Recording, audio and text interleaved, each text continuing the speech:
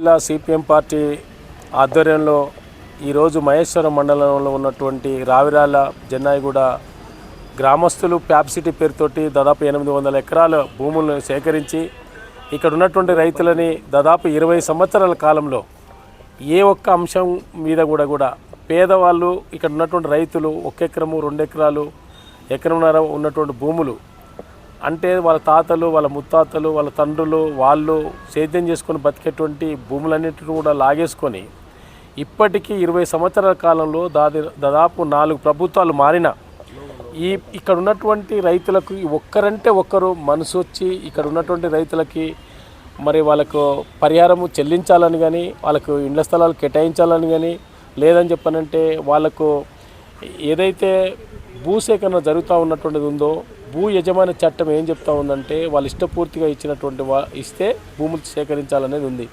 వాళ్ళు ఇష్టపూర్తిగా ఇప్పటికి కూడా ఆమోదించలేదు, గ్రామ సభలు పెట్టలేదు, బహిరంగంగా వాళ్ళు వచ్చి మాట్లాడలేదు. కానీ వాళ్ళు రాత్రి మీ భూములు పోతున్నాయి అని చెప్పి ఆ భూములన్నీ కూడా సేకరించి ఆ భూములలో ఉన్నటువంటి పేదలందరినీ కూడా దఫాలుగా సంవత్సరాల తరబడి ఎంఆర్ఓ ఆఫీసుల చుట్టూ, ఆర్డీఓ ఆఫీసుల చుట్టూ, జాయింట్ కలెక్టర్ ఆఫీస్ చుట్టూ, కలెక్టర్ ఆఫీసుల చుట్టూ, కమిషనర్ చుట్టూ తిప్పడం తప్ప వేరే లేదు. వాళ్ళు చెప్పులు అరిగిందాక తిరుగుతూ ఉన్నారు. చాలామంది తిరిగి వాళ్ళు చనిపోయినటువంటి కుటుంబాలు కూడా ఇప్పటికి ఉన్నాయి. వాళ్ళు పెళ్ళిళ్ళు చేసుకోవాల్సినటువంటి పెళ్ళిళ్ళు చేసుకున్నారు, పిల్లలు కూడా అయ్యారు.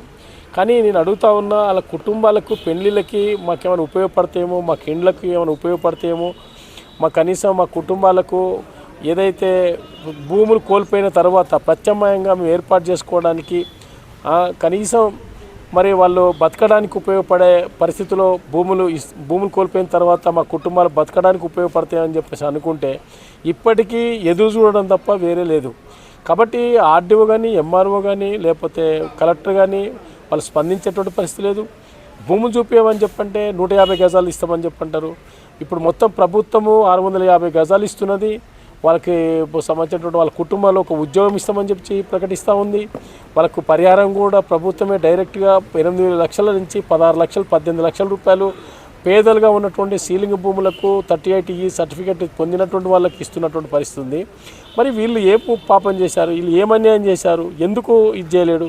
గతంలో ఈ రాష్ట్రానికే హోంమంత్రిగా పనిచేసినటువంటి దేవేందర్ గౌడ్ గారు ఉమ్మడి రాష్ట్రంలో ఆయన దీనికి సంబంధించినటువంటి బాధ్యత వహించలేదు. గతంలో ఉన్నటువంటి ఎమ్మెల్యేగా ఉన్నటువంటి సబితా ఇంద్రారెడ్డి ఇప్పుడున్నటువంటి ఆమె మంత్రిగా పనిచేసింది.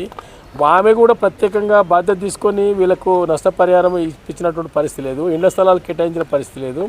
వాళ్ళు ఏదని చెప్పంటే వాళ్ళు తరతరాలుగా ఉన్నటువంటి భూములన్నీ కూడా ఇప్పుడు ప్యాప్సిటీలో ఉన్నటువంటి వాళ్ళకి కంపెనీ వాళ్ళకేమో మంచి భూములు కేటాయిస్తూ ఉన్నారు. వీళ్ళని తీసుకుపోయి చెర్లో అంటే నీళ్లు ముంపుకు గురయ్యేటువంటి భూములకి FTL లోపల ఉన్నటువంటి వాళ్ళందరికీ కూడా ఏందని చెప్పారంటే ఇండ్ల స్థలాలు చూపిస్తున్నారు. అంటే వీళ్ళు నోట్లో నాలుక లేనటువంటి వాళ్ళు, వీళ్ళు నెత్తిమాసినటువంటి వాళ్ళు, వీళ్ళు పేదలు, వీళ్ళు దరిద్రం వీళ్ళకే ఉంది, ఆకలి వీళ్ళకే ఉంది. వీళ్ళు ఏం చేయగలుగుతారు? వీళ్ళకి చదువు రాదు. వీళ్ళు చట్టసభలలో వీళ్ళ పిల్లలు ఉన్నారా, వీళ్ళున్నారా, వీళ్ళ కుటుంబాలు ఉన్నాయా? లేదు. వీళ్ళు ఏముంది, వీళ్ళు ఈ ఓట్లు వేస్తుంది, ఓట్లు వేయకపోతే ఏంది? వీళ్ళని బెదిరిస్తే ఏమైనా బెదిరించడానికి అన్ని రకాలుగా సంబంధించినటువంటి ఉపయోగించడానికి సిద్ధపడుతున్నారు.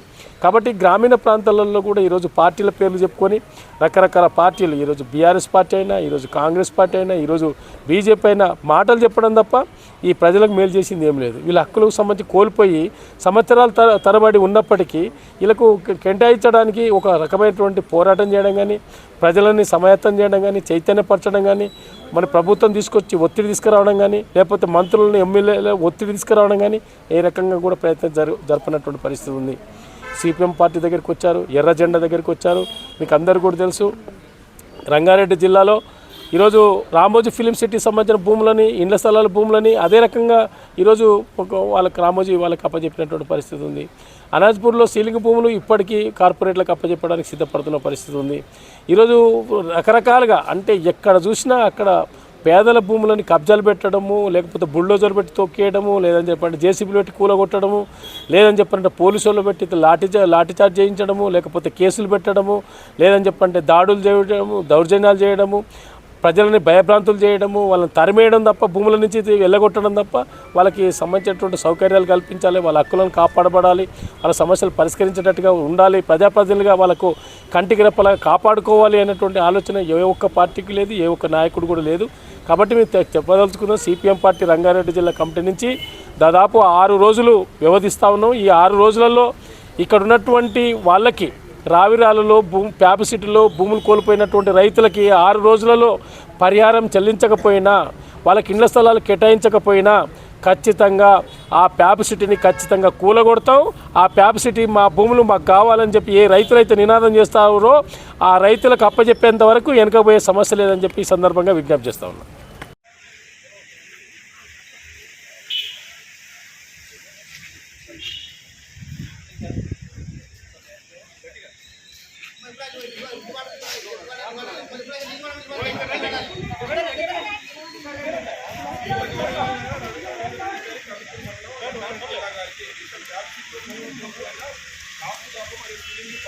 రైతుల ఆందోళన గురించి అయ్యా మేము చెన్నై కూడా రావిరాలో ప్యాప్సిటీ నిర్వహించాము.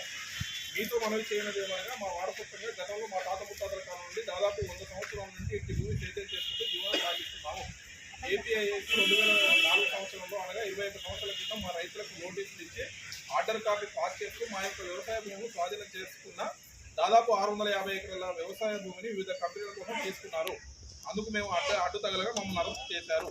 2004 సంవత్సరం నుండి ఇప్పటి వరకు వివిధ ప్రభుత్వ అధికారులను మరియు ప్రజాప్రతినిధులను కలిస్తే చివరకు టీఎస్ఐసి అధికారులు ఆధ్వర్యంలో రైతులతో సమావేశం ఏర్పాటు చేసి 1 ఎకరానికి కాసుదారులకు 150 గజాలు మరియు సీలింగ్దారులకు 250 గజాల చొప్పున ఇళ్ల స్థలాలు హెచ్ఎండిఏ లేఅవుట్ చేసి రైతులకు నష్టపరిహారం ఇవ్వడానికి నిర్ణయం తీసుకున్నారు. ఏది 29/6/2022న ప్రభుత్వ అధికారులు ఎంఆర్ఓ, ఆర్టీఓ మరియు టీఎస్ఐసి అధికారులు కలిసి మహేశ్వరం ఎంపీడీఓ సమావేశ మందిరంలో రైతులను పిలిచి వారికి టోకెన్ 1 నుండి 461 వరకు పంపిణీ చేశారు. చెన్నై కూడా ఊరు పక్కన ఉన్న భూమిలో లేఅవుట్ చేసి అద్దులు పాటి రోడ్లు వేసిన కొన్ని సమస్యల వలన మధ్యనే నిలిపివేశారు. 3 సంవత్సరాలు గడుస్తున్న సమస్యను పరిష్కరించకపోవడంతో రైతులకు న్యాయం జరగలేదు. మాకు ప్రభుత్వం లేఅవుట్ చేసి ఇళ్ల స్థలాలు ఇచ్చిందని నమ్మి కొంతమంది రైతులు తమ పిల్లల కోసం ఆర్థిక పరిస్థితులు బాగాలేక లేనివారు మరియు ఆరోగ్యం బాగాలేని వారు దాదాపు 50 మంది కుటుంబాలు ఒక్కొక్కరు 2 లేదా 3 ప్లాట్లకు టోకన్లు మరియు హెచ్ఎండిఏ లేఅవుట్ చూపిస్తూ కొన్న ఇళ్ల స్థలాలను అమ్మజూపినారు. ఇప్పటి వరకు మాకు ప్లాట్లు ఇవ్వకపోవడంతో రైతుల దగ్గర ప్లాట్లను కొన్నవారు తిరిగి మా డబ్బులు మాకు ఇవ్వమని అడుగుతున్నారు. ఇందుకు నష్టపోయిన రైతు కుటుంబాలకు ఆత్మహత్యలు చేసుకునే అవకాశం ఉన్నాయని, దీనికి కారణం టీజీఐఏసి మరియు ప్రభుత్వం అధికారుల నిర్లక్ష్యం. మా భూములు కోల్పోయి 22 సంవత్సరాలు అవుతుంది. ప్రభుత్వాలు మారినా ఏ ఒక్క ప్రభుత్వం నష్టపరిహారం ఇవ్వకుండా మాకు అన్యాయం చేస్తున్నారు. మేము అలసిపోయాం. న్యాయం జరగకపోతే మాకు చావు తప్ప వేరే దారి లేదని ప్రభుత్వం దీనిపైన చొరవ చూపించి రైతులకు న్యాయం చేయాలని మిమ్మల్ని అభ్యర్థిస్తున్నాము.